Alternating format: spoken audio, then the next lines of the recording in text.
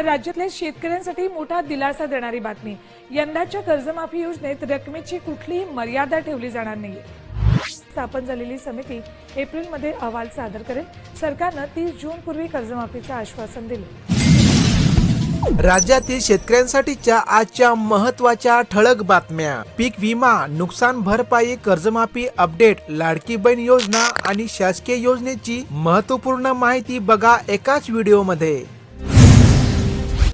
कापूस खरेदीसाठी राज्यभर 23 क्विंटल 68 किलोवरील मर्यादेला मंजुरी। पणन मंत्री जयकुमार रावल यांची विधानसभेमध्ये घोषणा। सिशाद्वारे हमीभावाने खरेदी करण्यात येणाऱ्या कापसाची हेक्टरी मर्यादा 23 क्विंटल 68 किलो करण्यात आली आहे। त्यामुळे शेतकऱ्यांना तात्पुरता दिलासा। डीबीटीतील पात्र शेतकऱ्यांना कृषी समृद्धीतून मिळणार लाभ। पात्र अर्जदारांसाठी 44,637 कोटींची आहे गरज। आतापर्यंत राज्यातील शेतकऱ्यांना विविध योजनेसाठी महाडीबीटीद्वारे 6,521 कोटी 40 लाख रुपयांचे वितरित करण्यात आले आहे। ई पीक पाहणीची नोंदणी 15 जानेवारीपर्यंत करता येणार। खरीपातील नोंदणीसाठी हमीभावाने शेतमाल विक्री करण्यासाठी शेतकऱ्यांना ई पीक पाहणी करण्याची मुदत 15 जानेवारीपर्यंत वाढवण्यात आली आहे। आंतरराष्ट्रीय दर्जाची कृषी बाजारपेठ उभारणार। पणन मंत्री जयकुमार रावल यांची विधान परिषदेमध्ये माहिती, ज्याद्वारे राज्यातील अनेक जिल्ह्यांमध्ये कृषी बाजार समिती उभारली जाणार आहे। शेततळ्यासाठी 0% निधी, कृषी मंत्री भरणे यांची माहिती।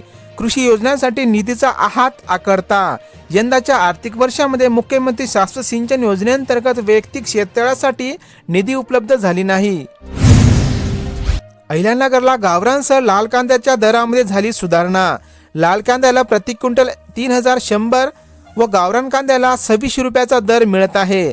राज्यातील अनेक जिल्ह्यांमध्ये कांद्याच्या किमतीत थोडी वाढ झाली आहे। खानदेशात कापूस प्रक्रिया रखडत, कापसाची आवक कमी। शासकीय खरेदी सुरू झाल्यानंतरही बाजारपेठेमध्ये कापसाची आवक मंदावली आहे। गेल्या 5 वर्षात देशात ऊस उत्पादनामध्ये वाढ, केंद्र सरकारचा दावा। विश्वास दिल्यामुळे शेतकरी ऊसाकडे वळला। अनुकूल हवामान आणि विविध प्रयत्नांमुळे ऊस उत्पादनात वाढ झाली आहे। शक्तीपीठला विरोध कायम, शेतकऱ्यांचे सुधारित राज्यपत्राकडे लक्ष। कोल्हापूरचा तिढा कायम। हिवाळी अधिवेशनामध्ये सरकारने शक्तीपीठ महामार्गाचा मार्ग बदलण्याची शक्यता।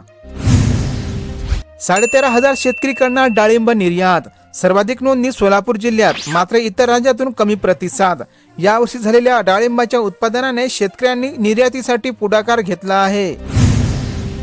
सोयातेलाची आयात 18% घटली, त्यामुळे देशातील सोयाबीन बाजाराला मिळणार आधार।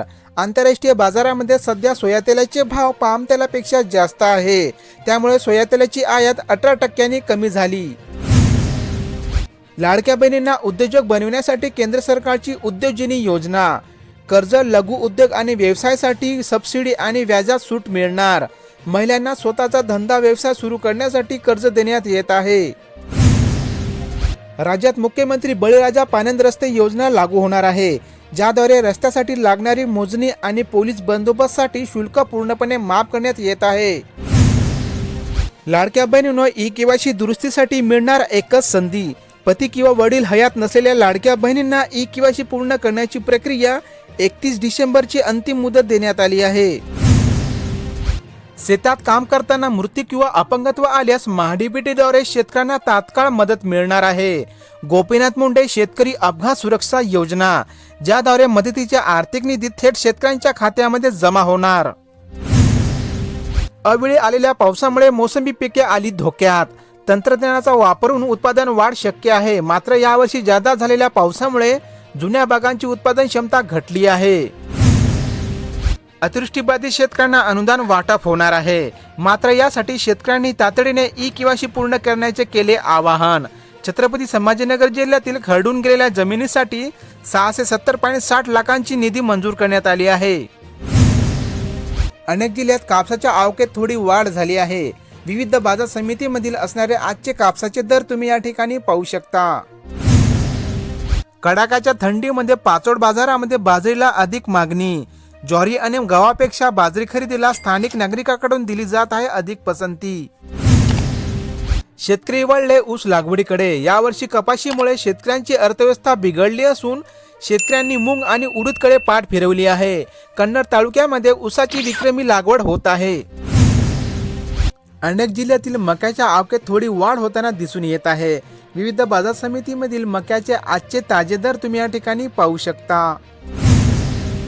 डिजिटल ओळखीसह शेतकऱ्यांना मिळणार सरकारी योजनेचा लाभ. शेतकऱ्यांना 11 अंकी डिजिटल ID कार्ड देण्यात येत आहे.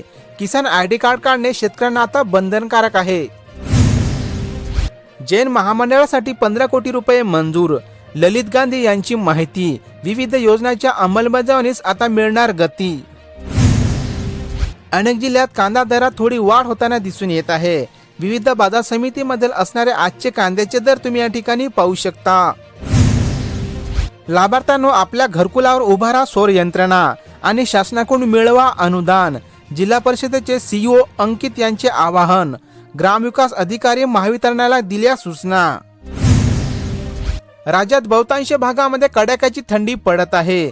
महाराष्ट्रात उत्तर भारतातून येणाऱ्या थंड वाऱ्याचा प्रभाव वाढल्याने राज्याच्या बहुतांश भागामध्ये थंडीचा कडाका जाणवू लागला आहे.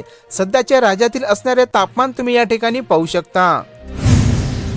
अनेक जिल्ह्यातील सोयाबीनच्या आवकेत वाढ झाली असून विविध बाजार समितीमधील सोयाबीनचे असणारे आजचे ताजे दर तुम्ही या ठिकाणी पाहू शकता. अतिवृष्टीने सडला मक्याचा चारा. शेतकऱ्यासमोर आता चारा टंचाईचे आले संकट.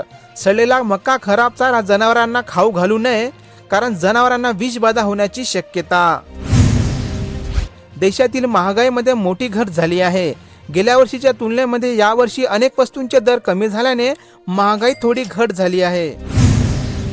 राज्यात 2869 जागांसाठी निवडणूक. राज्यातील 29 महानगरपालिकेतील 2869 जागांसाठी मतदान होणार असून 31 जानेवारीपूर्वी सर्व निवडणुका घेण्यात येणार आहे. गरिबांच्या शिक्षणावर घाला. राज्यातील 55,000 जिल्हा परिषद शाळा बंद करण्याचा निर्णय मंत्रिमंडळाच्या बैठकीत घेण्यात आला असून गरिबांसाठी मोफत शिक्षण बंद करण्यात येत आहे. को क्रेडिट कार्ड काढा आणि मिळवा या योजनेचा लाभ. डिसेंबर अखेरपर्यंत विशेष मोहीम. आयुष्यमान भारत प्रधान जन आरोग्य योजना व महात्मा ज्योतिराव फुले जन आरोग्य योजनेचा लाभ लाभार्थ्यांना देण्यात येत आहे. शेतकरी दुहेरी संकटात सापडला आहे. नांदेड जिल्ह्यामध्ये रब्बी पिकांचे मोठ्या प्रमाणावर नुकसान होत असून वन्य प्राण्यांचा बंदोबस्त करण्याची शेतकऱ्यांची मागणी. अनेक जिल्ह्यासाठी पुढील 3 दिवस थंडीचा येलो अलर्ट जारी. पारा 6 अंशांवर येणार. हिमालयामध्ये बर्फवृष्टीमुळे वाढत्या थंडीचा कडाका. नागरिकांना घ्यावी विशेष काळजी. 600च्या प्लॉटवर 270 चौरस फुटांचे बांधकाम कराल तरच मिळणार घरकुल योजनेचा लाभ.